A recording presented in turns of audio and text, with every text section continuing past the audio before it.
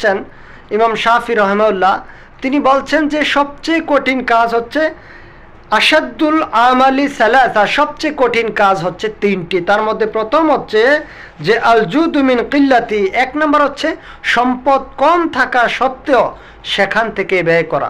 এটা অনেক কঠিন কাজ।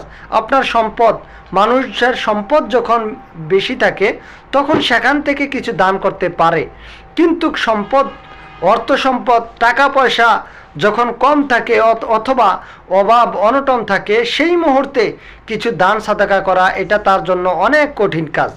2 নম্বরে তিনি বলছেন যে নির্জনে আল্লাহকে ভয় করা, এটা অনেক কঠিন কাজ।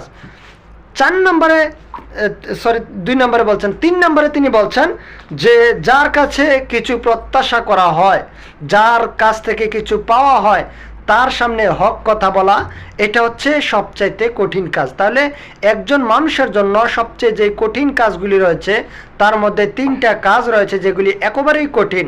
তার একটা হচ্ছে যে সম্পদ কম থাকা সত্ত্বেও সেখান থেকে ব্যয় করা।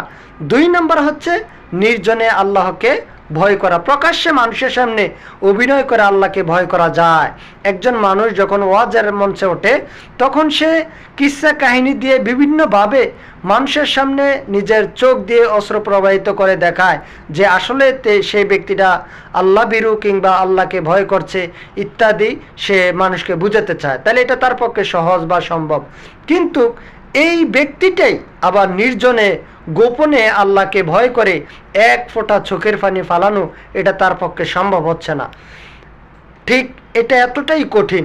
এছাড়াও 3 নম্বরে তিনি বলছেন যে একজন মানুষ যার সামনে আপনি হক কথা বলতে চাচ্ছেন, ওই ব্যক্তি আপনাকে কিছু দেয় বা তার কাছ থেকে আপনি কিছু পান, বা সে আপনার পাশে দাঁড়ায়, সে আপনার সাহায্য সহযোগিতা করে, অথবা সে আপনার প্রতিবেশীর মধ্যে সে এমন ব্যক্তি যে আপনাকে কিছু করতে পারে, আপনার উপরে তার কিছু ক্ষমতা রয়েছে, এরকম ব্যক্তি, আপনার উপরে তার দাফট রয়েছে, এরকম ব্যক্তিদের সামনে হক কথা বলাটা হচ্ছে একজন ব্যক্তির জন্য খুবই কঠিন জিনিস।